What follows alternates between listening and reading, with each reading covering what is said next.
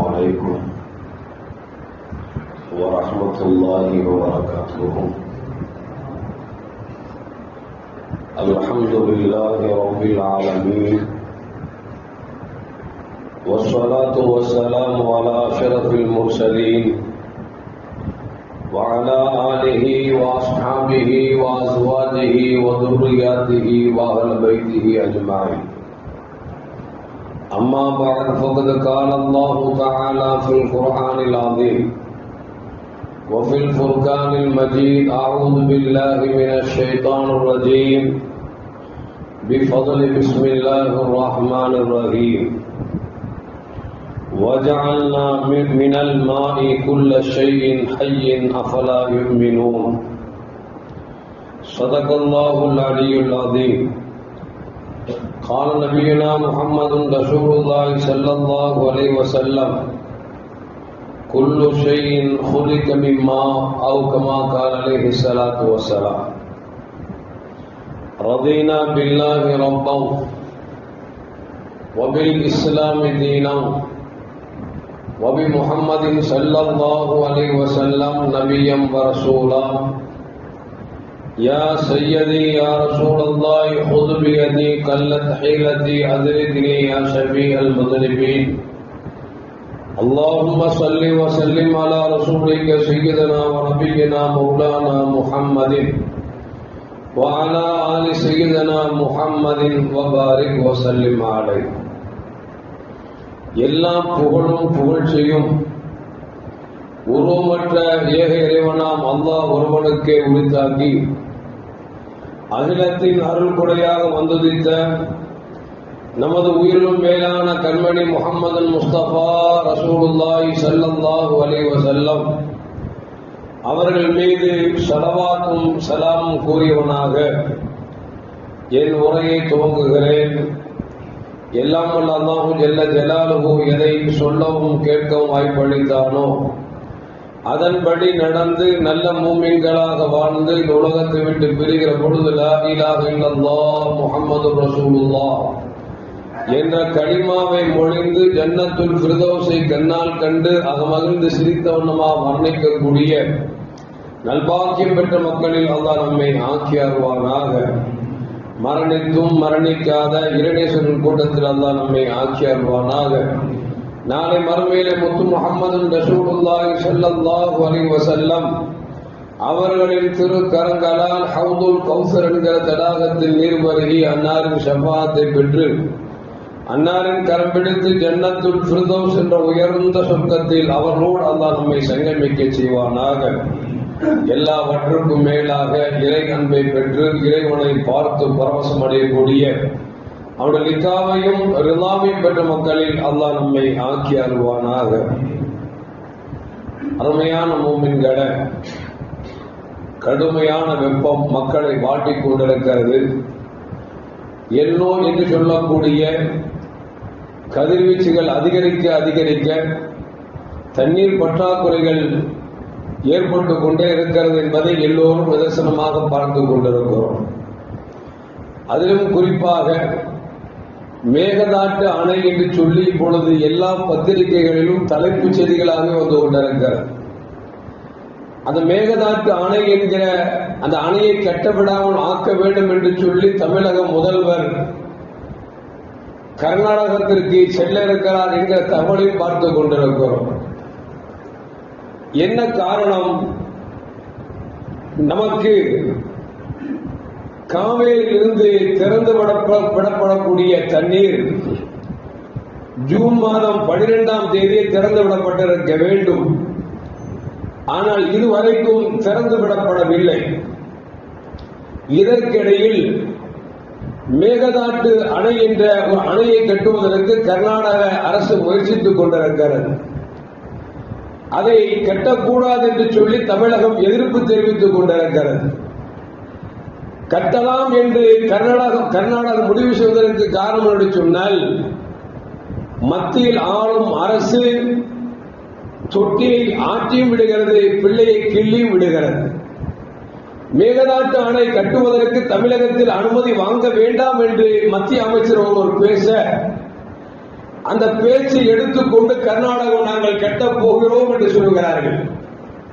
தமிழகம் சொல்லுகிறது காவேரி மேல் ஆணையம் என்று ஒரு ஆணையம் இருக்கிறது. அந்த ஆணையம் அனுமதி கொடுத்தால் மட்டும்தான் அந்த மேகதாட்டு அணையை கட்ட முடியும், கட்ட வேண்டும் என்று சொல்லுகிறது. இப்போ குழந்தை கிள்ளி விடுறது யாரு, ஆட்டி விடுறது யாரு அப்படின்னா மத்தியில் ஆளக்கூடிய அரசு செய்யுது. தமிழகத்திற்கு அந்த மேகதாட்டு அணை கட்டுவதால் என்ன பிரச்சனை வரும்? ஏற்கனவே ஜூன் மாசம் திறந்து விடக்கூடிய தண்ணீர் இன்னும் திறக்கவில்லை அப்படின்னா மேகதாட்டு அணை கட்டப்பட்டு விட்டால் நமக்கு வந்து சேர வேண்டிய தண்ணீர் மிக மிக குறைவாக கிடைக்க ஆரம்பித்துவிடும். மேகதாட்டு அணை சொல்றாங்களே, அது என்ன அப்படின்னு பார்த்தோம் என்று சொன்னால், அருமையான பூமின்களே, மேக என்றால் ஆடு என்ற அர்த்தம், தாட்டு என்றால் தாண்டுதல் என்ற அர்த்தம். இது கர்நாடக மொழியில மேகதாட்டு அப்படின்னா ஆடு தாண்டுதல். அந்த இடத்திற்கு பேர் தமிழகத்தில் சொல்லுவாங்க ஆடு தாண்டும் காவேரி அப்படின்னு சொல்லுவாங்க. கர்நாடகத்திலிருந்து வரக்கூடிய காவேரி ஆறு இருக்கிறது, அது கர்நாடக மாநிலத்தில் இருக்கக்கூடிய சாம்ராஜ் நகர் மாவட்டத்தை கொல்லேகால் என்கிற ஒரு இடத்தில் அங்கிருந்து ஒரு 15 கிலோமீட்டர்ல மேகதாட்டின்னு சொல்லி ஒரு ஊருக்கு பெயர். அந்த ஊர் எப்படி அமைஞ்சிருக்கு அப்படின்னா, காவேரி நதி வரக்கூடிய இந்த இடத்தில் இந்த இடத்துல வந்து சுருங்கி இருக்கக்கூடிய பாறைகளில் தண்ணீர் பீரிட்டு வரக்கூடிய இடம்.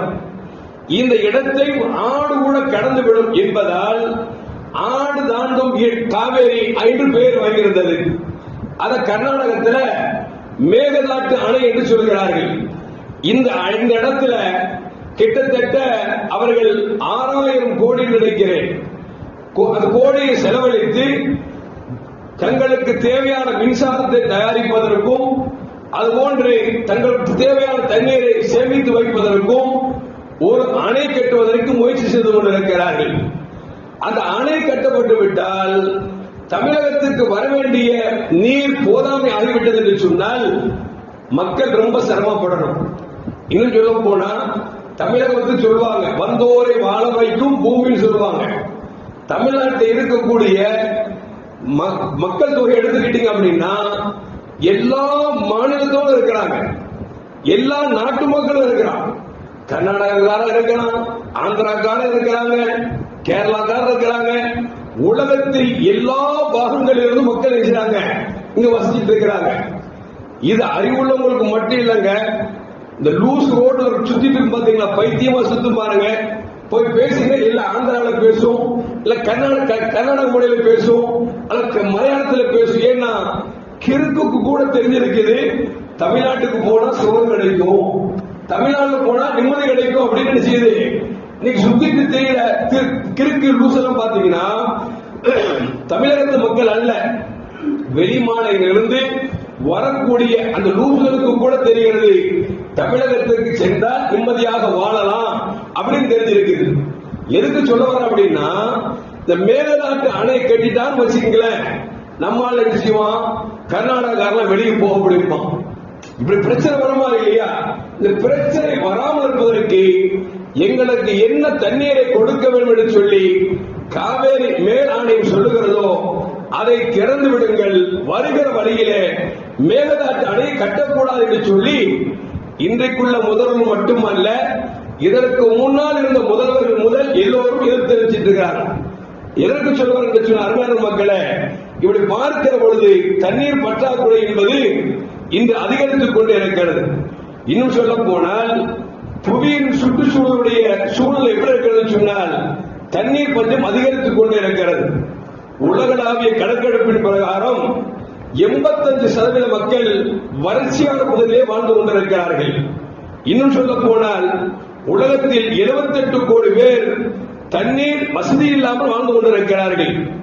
250 கோடி பேருக்கு அடிப்படை வசதி கூட இல்லாமல் வாழ்ந்து கொண்டிருக்கிறார்கள். இன்னும் சொல்ல போனால் 60 முதல் 80 லட்சம் பேர் தண்ணீர் தொடர்பிலான நோயால் பாதிக்கப்பட்டு செத்து மடிந்து கொண்டிருக்கிறார்கள் என்கிற கணக்கீட்டை இன்னைக்கு உலக செய்திகள் சொல்லி காட்டுகிறது.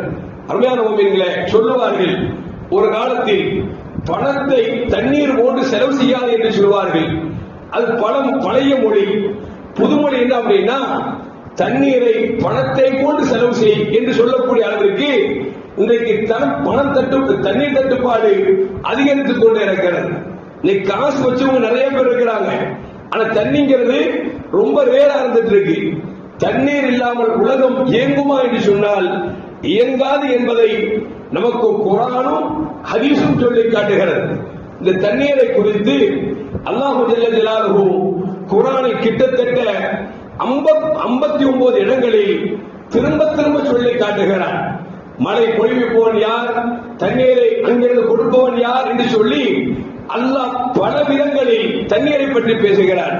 அப்படி பார்க்கிற பொழுது அல்லாஹ் சொல்வான், வஜஅல்னா மினல் மாஇ குல்ல ஷை, உலகத்தில் எதுவெல்லாம் இருக்கிறதோ எல்லாம் நீரால் படைக்கப்பட்டது, நீரால் அமைந்திருக்கிறது என்று சொல்லி அல்லாஹ் சொல்லிவிட்டு சொல்கிறான், அஃபலா யுமினூன், இதை நீங்க நம்ப மாட்டீர்களா, ஈமான் கொள்ள மாட்டீர்களா என்று சொல்லி அல்லாஹ் சொல்லுகிறார். உலகத்தில் சூரியன் இயங்குகிறது என்று சொன்னார், சந்திரன் இயங்குகிறது என்று சொன்னார், வானம் பூமி அதாவது இடத்திலே நிற்கிறது என்று சொன்னார், வானத்திற்கும் பூமிக்கு நடுவிலே எத்தனை கோடான கோடி படைப்புகள் இருக்கிறதோ எல்லாவற்றுக்கும் தண்ணீர் இல்லாமல் எதுவும் இல்லை என்பதை அல்லாஹ் சுருக்கமாக சொல்லி தருகிறார். அது மட்டுமல்ல, இன்னொரு வசனத்தில் அல்லாஹ் சொல்வான், வல்லாஹு ஹலக குல்ல தாபத்தின் மின் மா, உலகத்தில் இருக்கக்கூடிய எல்லா படைப்பினங்களும் தண்ணீரால் படைக்கப்பட்டிருக்கிறது என்பதை அல்லாஹ் ஜல்ல ஜலாலுஹு சொல்லி காட்டுகிறார். உலகத்தில் ஏதாவது ஒண்ணு தண்ணிக்கும் இதுக்கும் சம்பந்தம் இல்லைன்னு சொல்லி ஒன்ன சொல்ல முடியுமானா சொல்லவே முடியாது. ஏன்னா அல்லாஹ் சொல்றான், படைத்தவன் சொல்கிறான், தண்ணீர் இல்லாமல் நான் எதையும் படைக்கவில்லை, எல்லாவற்றையும் தண்ணீரோடு சேர்த்துத்தான் படைத்திருக்கிறேன் என்பதை அல்லாஹ் ஜல்ல ஜலாலுஹு சொல்லி காட்டுகிறார். சரி, அபூ ஹுரைரா ரலியல்லாஹு தஆலா சொல்கிறார்கள், குர்து யா ரசூலல்லாஹ், நான் ரசூலுல்லாஹ் கிட்ட சொன்னேன், இன்னி ரஅய்துக தாபத் நஃப்ஸி, உங்களை பார்த்தாதான் மனசெல்லாம் குளிர்ச்சியா இருக்குது, மன சந்தோஷமா இருக்குது, குர்ரத்து ஐனி, என் கண்களுக்கும் அது குளிர்ச்சியாக இருக்கிறது என்று பெருமானார் ஸல்லல்லாஹு அலைஹி வஸல்லம் போய் சொல்லிட்டு சொல்றாங்க, ஃபஅம்பேனி அன் குல்ல ஷைஇன், எல்லாவற்றையும் ஒட்டுமொத்தமா உள்ளடக்கக்கூடிய ஒன்றை சொல்லுங்கள் என்று சொன்ன பொழுது கண்மணி முஹம்மது ரசூலுல்லாஹி ஸல்லல்லாஹு அலைஹி வஸல்லம், குல்லு ஷைஇன் குலிக மிம்மா, உலகத்தில் எல்லாவற்றையும் தண்ணீர் இல்லாமல் இறைவன் படைக்கவில்லை என்று ஒரே வார்த்தையில் பெருமானார் ஸல்லல்லாஹு உலகத்தை உள்ளடக்கிக் கொண்டார்கள் என்று சொல்லி சையத்னா அபூ ஹுரைரா ரலியல்லாஹு தஆலா அன்ஹு சொல்கிறார்கள். அருமையான மக்களே, அப்படி பார்த்தால் நீர் இல்லாமல் உலகில்லை என்று சொல்வார்கள் அல்லவா, அது ஒன்று உலகம் நீர் இல்லாமல் அல்லாஹ் படைக்கவில்லை என்பதை அல்லாஹ்வும் ரசூலும் நமக்கு சொல்லி காட்டுகிறார்கள். அது மட்டுமல்ல, அருமையான முஃமின்களே, நீல் ஆம்ஸ்ட்ராங் அவர் என்ன செய்கிறார் என்று சொன்னால், நிலவுக்கு செல்கிறார், நிலவில் காலை பதித்து விட்டு மேலிருந்து அவர் கீழே பார்க்கிறார். பார்த்தால் பூமி எல்லாம் எப்படி இருக்கிறது என்று சொன்னால் தண்ணீரால் சூழப்பட்டிருக்கிற ஒரு காட்சியை பார்க்கிறார். காரணம் சொன்னால், அருமையான முஃமின்களே, மேலிருந்து கீழ் நோக்கி பார்த்தால் இது ஒரு கடலாகத்தான் இருக்குமோ, இது பூமி இல்லையோ என்று நினைக்கக்கூடிய அளவிற்கு நீரால் சூழ்ந்திருக்கிறது என்று சொல்லி நீல் ஆம்ஸ்ட்ராங் சொல்கிறார் என்று சொன்னால், அப்படி என்றால் நீர் எந்த அளவுக்கு இருக்கிறது என்பதை இன்னைக்கு வல்லுநர்கள் நமக்கு சொல்லி காட்டுகிறார்கள். இந்த பூமியை மூன்றாக பங்கு வைத்தோம் என்று சொன்னால் 2/3 பங்கு நீரால் நிரப்பப்பட்டிருக்கிறது, ஒரே ஒரு பங்கு தான் வெறும் தரையாக இருக்கிறது. அருமையான முஃமின்களே, அது மட்டுமல்ல, நாம் எல்லாம் ஒரு பாடலை கேள்விப்பட்டிருப்போம், நீராடும் கடலுடுத்த நிலம் அடர்ந்த கெளிலகும் என்று சொல்லி தமிழ் தாய் பாட்டு கொண்டிருக்கிறது அல்லவா. அந்த பாட்டிலே மனோமணியம் அவர் சொல்லுகிறார், பூமியை பெண்ணாக வர்ணித்து பூமியில் தண்ணீர் இருப்பதை பார்த்தால் பூமி என்ற பெண் தன் தண்ணீரை கொண்டு ஆடையாக அலங்கரித்திருக்கிறது என்று சொல்லி அந்த பாடலை சொல்லுவார். எதற்கு சொல்வார் என்று சொன்னால், பூமி என்கிற இந்த உருண்டை பந்து இருக்கிறது அல்லவா, இந்த பந்தில் 2 பங்கு நீரால் இருக்கிறது என்பதை நமக்கு மேல்மக்கள் நமக்கு சொல்லி காட்டுகிறார்கள். அது மட்டுமல்ல, அருமையான முஃமின்களே, இந்த நீரும் கூட 97.5% உப்பு நீராகத்தான் அல்லாஹ் வைத்திருக்கிறார். வெறும் 2.5% மட்டும்தான் நன்னீராக குடிநீராக வைத்திருக்கிறார். அந்த 2.5% கூட 1/2% தான் மக்கள் பயன்படுத்திக் கொண்டிருக்கிறார்கள். 2% அது பனிக்கட்டிகளாக அது சேமித்து வைக்கப்பட்டிருக்கிறது. இப்படி இந்த 2%, இந்த 1/2% மக்கள் குடித்து கொண்டிருக்கிறார்களா? இதை அல்லாஹ் ஜல்ல ஜலாலுஹு சரியான முறையில் நாம் அவன் கொடுத்தது கொண்டு பயன்படுத்தினோம் என்று சொன்னால் நமக்கு பஞ்சம், தண்ணீர் இல்லை என்கிற அந்த சூழ்நிலை ஏற்படாது என்பதை நமக்கு மேல்மக்கள் நமக்கு சொல்லி காட்டுகிறார்கள். அருமையான முஃமின்களே, நீர் இல்லை என்று சொன்னால் விவசாயம் இல்லை, விவசாயம் இல்லை என்று சொன்னால் மனிதன் உட்கொள்வதற்கு உணவு இல்லாமல் போய்விடும். அப்படி என்று சொன்னால் நீர் இல்லை என்று சொன்னால் உலகமே இல்லை என்பதைத்தான், நீரின்றி வாழவும் முடியாது என்று நமக்கு மேல்மக்கள் சொல்லித் தருவார்கள். அது மட்டுமல்ல அருமையான முஃமின்களே, அப்படி பார்க்கிற பொழுது இது உலகம் என்று எடுத்துக்கொண்டு சொன்னால் ஒவ்வொரு தனிப்பட்ட மனிதனை எடுத்துக்கொண்டால் அல்லாஹ் இந்த உடலை தண்ணீரால் தான் வைத்திருக்கிறான், நிலைவர செய்திருக்கிறான் என்பதையும் நமக்கு அறிஞர்கள் சொல்லித் தருகிறார்கள். ஒரு வாலிப வயசு மனுஷன் எடுத்துக்கொண்டோம் அப்படின்னா உடலில 60-70% தண்ணீரால் தான் அவன் இயங்கிக் கொண்டிருக்கிறான்.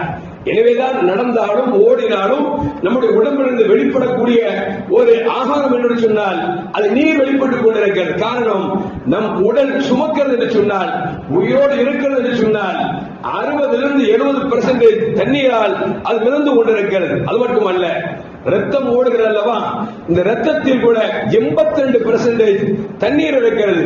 இது குறைந்து விட்டால் ரத்தம் கட்டியாகிவிடும், கொஞ்சம் அதிகமாகிவிட்டால் ரத்தம் தண்ணீராகிவிடும். மனிதன் வாழ்வது என்பது சிரமமாக போய்விடும். அது மட்டுமல்ல, நுரையீரல் எடுத்து பார்க்கிற பொழுது 90% தண்ணீரால் நுரையீரல் இயங்கிக் கொண்டிருக்கிறது. அது மட்டுமல்ல, இப்படி பார்க்கிற பொழுது மனிதன் மூளை கூட தலையில் இருந்தாலும் கூட அது தண்ணீரில் மிதங்கிக் கொண்டிருக்கிறது என்பதை நமக்கு அறிஞர்கள் சொல்கிறார் என்று சொன்னால், ஒரு மனிதன் வாழ்வதற்கு தண்ணீர் இல்லாமல் வாழ முடியாது என்றால் தண்ணீர் எவ்வளவு அவசியம் என்பதை கொஞ்சம் சிந்தித்து பார்க்க வேண்டும். அருமையான மக்களே, இன்றைக்கு பார்க்கிறோம், குஜராத்தில் எடுத்துக்கொண்டோம் என்று சொன்னால் பூமி எங்கே துளை போட்டாலும் தண்ணீர் கிடைக்கிறது. ஆனால் தண்ணீர் எப்படி இருக்கிறது சொன்னால் கடல் நீரை போன்று உப்பு தயாரிக்கக்கூடிய அளவிற்கு தண்ணீர் கிடைக்கிறது என்றால் மனிதன் எப்படி சாப்பிட முடியும், எப்படி குடிக்க முடியும்? சொல்வார்களவா, உப்பு தின்றவன் தண்ணீர் குடிப்பான் என்று சொல்வார்கள். தண்ணீரிலே உப்பு இருந்தால் எப்படி குடிக்க முடியும்?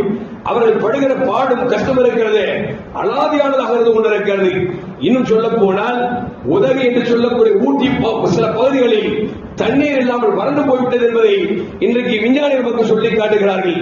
இதெல்லாம் எதை தெரிவிக்கிறது என்று சொன்னால், காலப்போக்கிலே இந்த உலகம் தண்ணீரால் மிகப்பெரிய சச்சரவையும் சண்டையும் எதிர்நோக்க இருக்கிறது என்பதை இன்னைக்கு விஞ்ஞானிகள் சொல்லிக் கொண்டிருக்கிறார்கள். சொல்லுவோம் அல்லவா, உலக முதல் போர், உலக 2ஆம் போர் என்று சொல்வார்களா, அதுபோன்று 3ஆம் உலக போர் வருகிறது என்று சொன்னால் அது தண்ணீருக்காகத்தான் இருக்கும் என்பதை இன்றைக்கு வல்லுநர் நமக்கு சொல்லி காட்டுகிறார்கள். அருமையான முஃமின்களே, எனவே தண்ணீர் இறைவன் கொடுத்த நியமத்துகளில் மிக பிரமாண்டமான நியமத். அந்த நியமத்துகளை முடிந்த வரைக்கும் நாம் எப்படி பாதுகாக்க வேண்டுமோ அப்படி பாதுகாக்க வேண்டும் என்பதைத்தான் அல்லாஹ்வும் ரசூலும் நமக்கு சொல்லி காட்டுகிறார்கள்.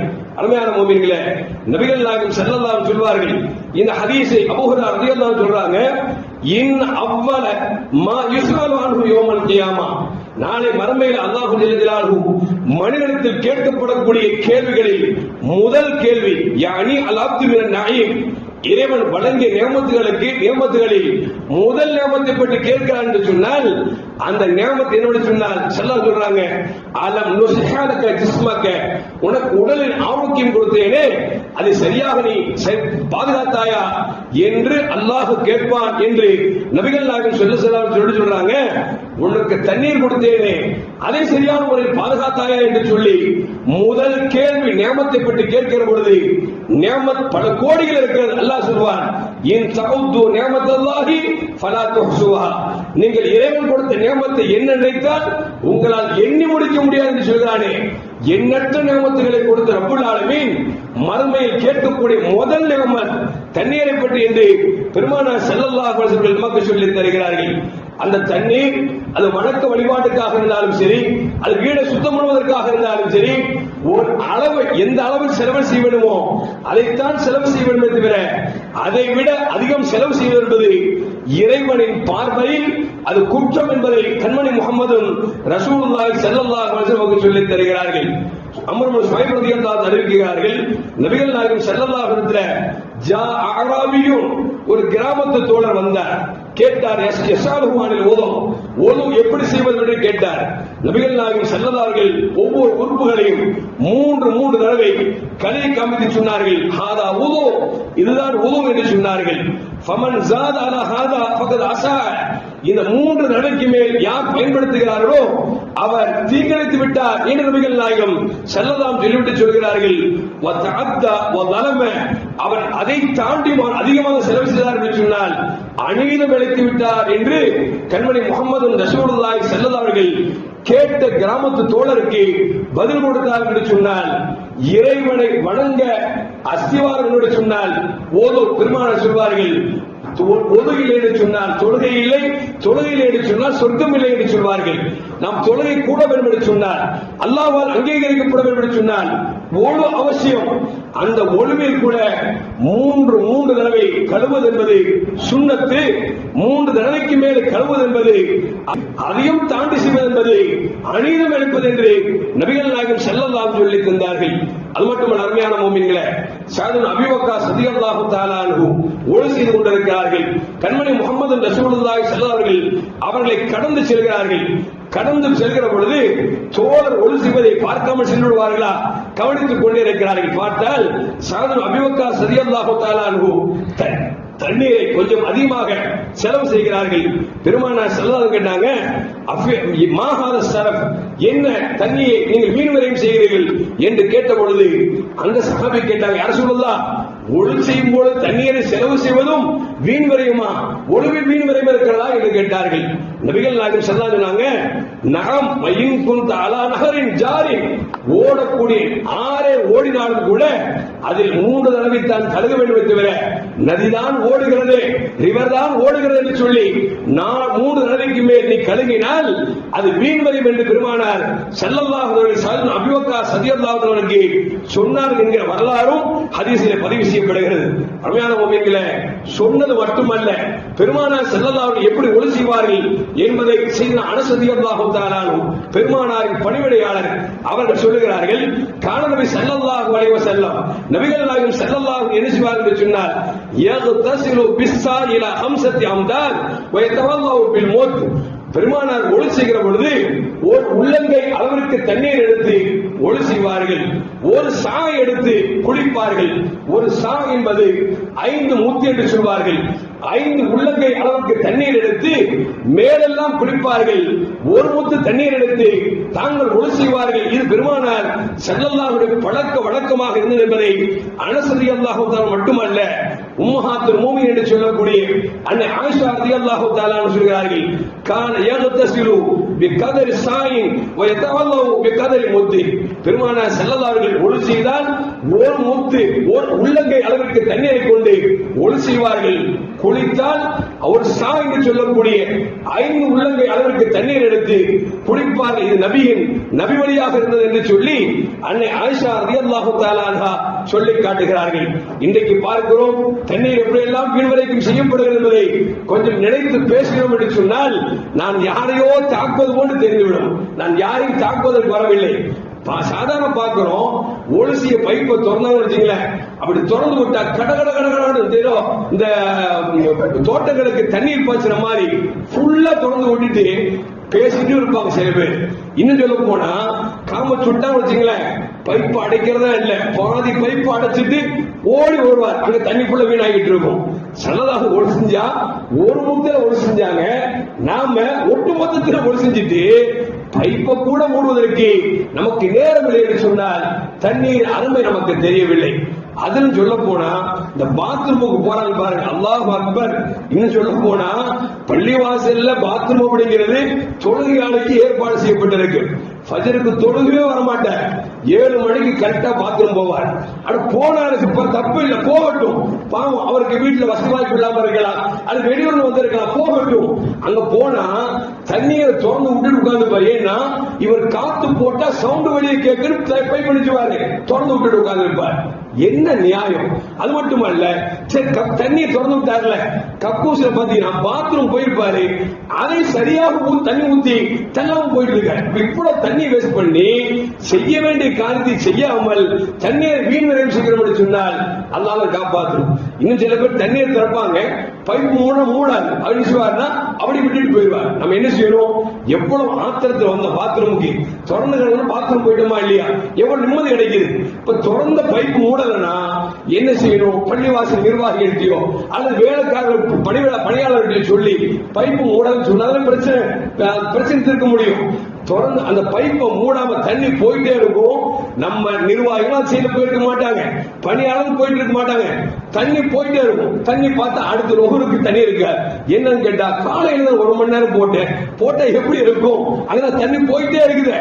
ஏன்னா இந்த சமூகம் தண்ணியை பற்றி அக்கறை விடாமல் இருக்கிறார்கள். இன்னும் சொல்ல போனா வீட்டுல பைப்பை மூடி சொட்டு சொட்டு தண்ணி விடுது பாத்தீங்களா, அந்த சொட்டு தண்ணீர் மட்டும் ஒரு நாளைக்கு கணக்கீடு செய்ய சொன்னார் 6 லிட்டர் தண்ணீர் வேஸ்டாக போகுது என்பதை இன்னைக்கு கணக்கீட்டாளர் சொல்றாங்க. அது எப்படின்னா, பள்ளிவாசல்ல நம்ம தண்ணியை பயன்படுத்துகிற பொழுது பக்குவமாக பயன்படுத்தணும். சில பொது நிறுவனங்களை பாத்தீங்கன்னா மோட்டர் போட்டுருவாங்க, தண்ணி நிறைஞ்சு கீழே ஊத்துமா, யாராப்ப சத்தம் போட்டுருவாங்க சொல்லி போய் பாத்ரூம் திறந்து விட்டுருவாங்க. திறந்து விட்டா அதை மூடணுமா இல்லையா, திறந்து விட்டு போட்டு உட்காந்துருவாங்க. என்ன ஆகும்னா அங்க தண்ணி வேஸ்டா போயிட்டு இருக்கும்.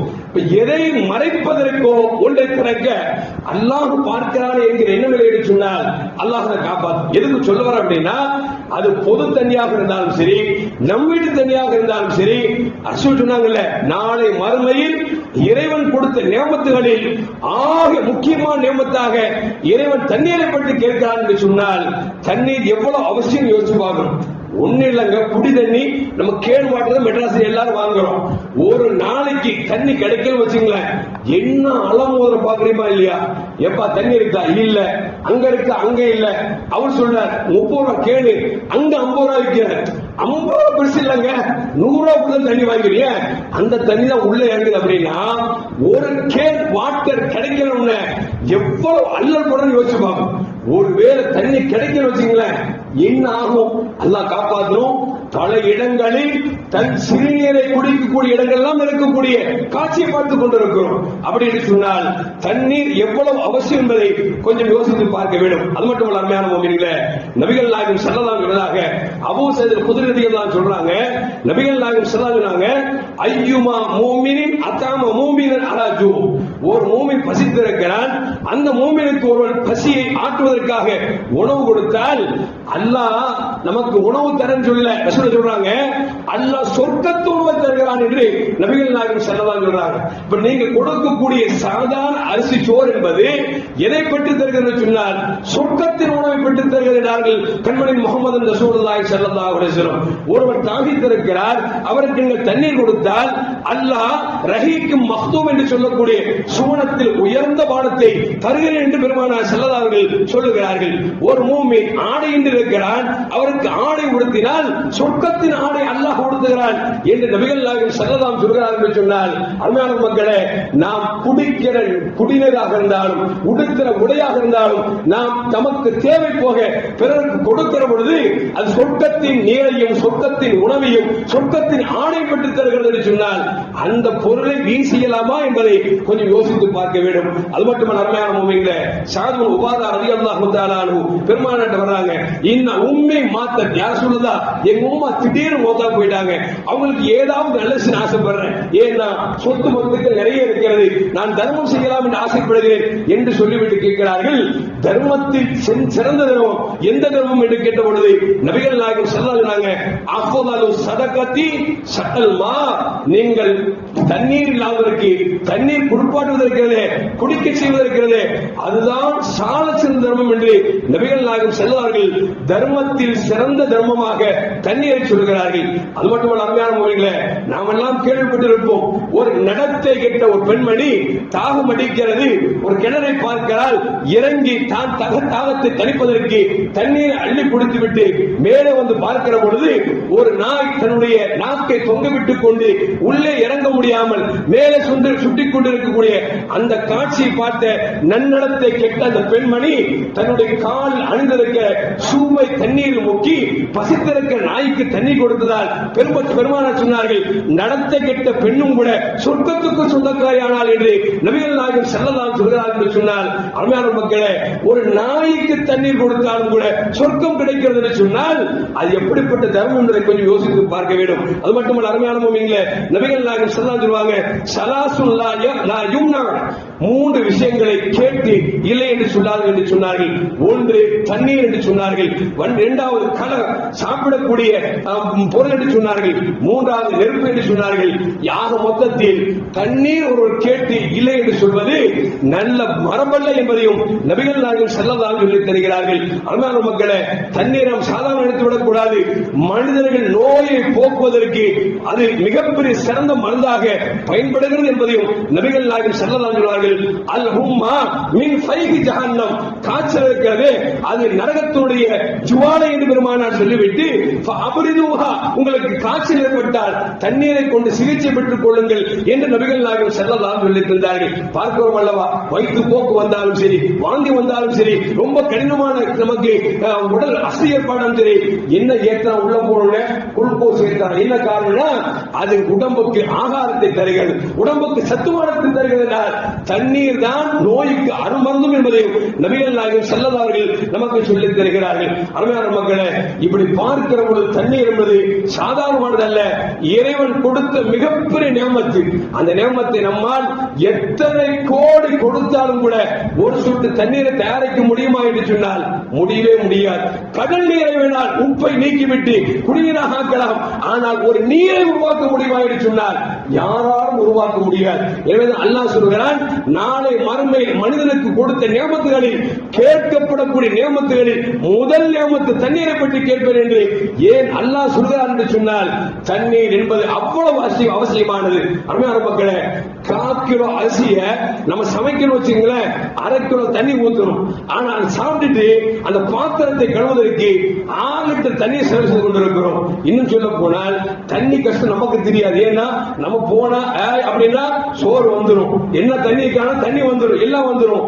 சிரமப்படுற தாய்மார்கள் தான். தாய்மார்கள் தண்ணீரை சிரமப்பட்டு எடுத்தாலும் கூட செலவு செய்வது யார் அதிகம் அப்படின்னா பெண்கள் தான் என்பதை எந்த மாற்று கருத்தும் அல்ல. எனவே தண்ணீரின் விஷயத்தில் நாம் கவனக்குறைவாக இருக்கக்கூடாது என்பதை நாம் மறந்துவிடக் கூடாது. அது சில பேர் பாத்தீங்கன்னா சில வீடுகள் வாடகைக்கு போறாங்க பாத்தீங்களா, அல்லாஹ் அக்பர், பாவம் கஷ்டத்துக்கு வாடகைக்கு போயிருப்பான், தண்ணீர் நல்லா தான் தண்ணி கொடுக்க மாட்டான். இன்னும் சொல்ல போனா தண்ணி கொடுக்காமயே வடிச்சுவானா, தண்ணிக்கு காசு வாங்கிட்டு இருப்பான்.